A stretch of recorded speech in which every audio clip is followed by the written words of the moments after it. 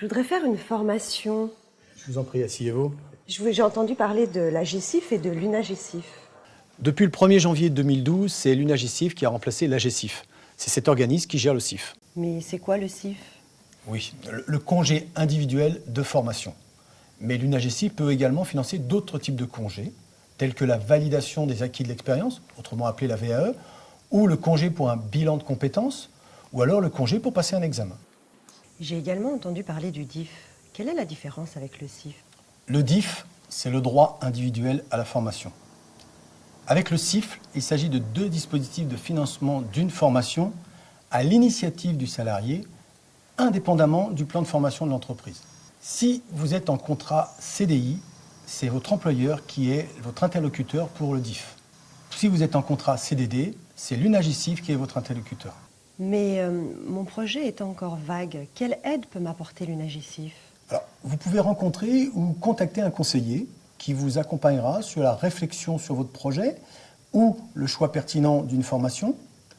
L'UNAGESIF vous propose également de financer un congé pour bilan de compétences qui vous permettra de faire le point sur vos compétences afin de définir votre projet professionnel ou de suivre une formation. Et quelles sont les conditions pour demander un CIF? Cela dépend de votre contrat de travail. Vous êtes en CDI ou en CDD? Actuellement, je suis en CDI. Donc vous devez pouvoir justifier de 24 mois d'activité professionnelle, dont 12 mois dans votre entreprise actuelle. Je peux demander n'importe quelle formation? Oui, vous pouvez suivre une formation de votre choix pour changer soit d'activité, soit de profession, ou acquérir un niveau de qualification supérieur, ou vous ouvrir plus largement à la culture, à la vie sociale ou à des responsabilités de la vie associative et bénévole. Pour obtenir un diplôme, suis-je obligé de suivre une formation? Non.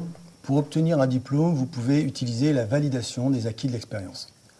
D'ailleurs, l'UNAGESIF peut vous financer un congé pour vous accompagner dans cette validation de l'acquis d'expérience, pour préparer cette validation et passer les épreuves de certification.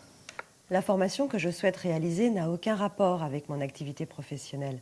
Mon employeur peut-il refuser mon autorisation d'absence pour ce motif? Non. Votre employeur ne peut refuser votre autorisation d'absence que si vous ne remplissez pas les conditions d'ouverture des droits. Par contre, il peut vous demander de reporter votre autorisation d'absence pour des raisons de service.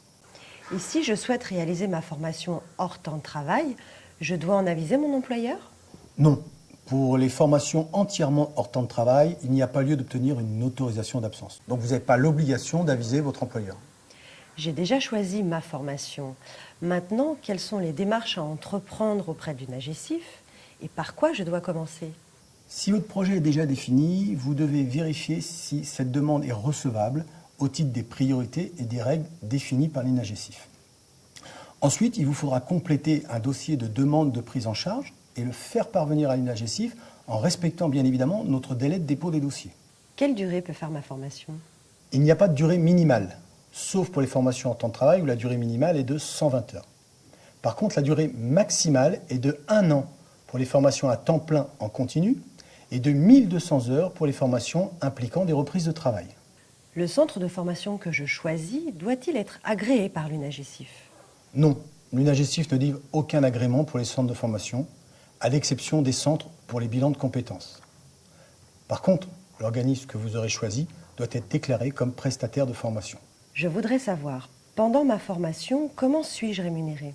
Pendant toute la durée de votre formation, vous conservez de 80 à 100% de votre salaire de référence en fonction du taux de prise en charge de l'UNAGESIF. Ce taux est défini en fonction du type d'action et de votre salaire de référence. Et comment s'effectue la prise en charge des coûts de formation? En cas d'accord de l'UNAGESIF, les frais de formation sont réglés directement à l'organisme de formation sur présentation des attestations de présence. L'UNAGESIF prend en charge à hauteur de 2 plafonds. Un premier plafond horaire de 24 € hors taxe et un second plafond général annuel de 14 000 € hors taxe.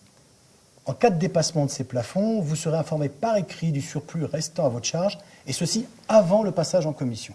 J'ai déjà effectué un CIF. Dans combien de temps me sera-t-il possible d'en demander un autre? Alors, conformément au cadre légal, le délai de franchise entre 2 congés individuels de formation est compris entre 6 mois et 6 ans.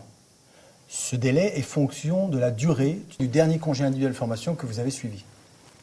Et qui examine mon dossier en commission et sur quels critères? Alors, la commission est composée à part égale de représentants des salariés et de représentants de votre employeur. Elle étudie l'ensemble des demandes qui lui sont présentées en fonction du budget, des priorités, des critères et de la qualité de votre projet. L'anonymat du demandeur est préservé pendant ces commissions. Si je fais un CIF, quelles sont les conséquences sur mon contrat de travail? Alors, pendant toute la durée du congé de formation, vous restez salarié de votre entreprise. Seuls certains effets liés à votre contrat de travail, tels que des primes liées aux horaires, peuvent être suspendus, ce qui modifie votre rémunération. Un conseil, renseignez-vous auprès de votre employeur avant la constitution de votre dossier. À la fin de mon congé individuel de formation, mon employeur est-il obligé de me réintégrer et au même poste? Votre employeur est tenu de vous réintégrer à votre poste, ou du moins à un poste équivalent en termes de rémunération et des éléments figurant sur votre contrat de travail. Par contre, il n'a pas l'obligation de reconnaître la nouvelle qualification que vous avez acquise pendant cette formation. Avez-vous d'autres questions? Non, je vous remercie. Pas d'autres questions. Vos explications sont très claires. Je vous en prie, j'attends votre dossier.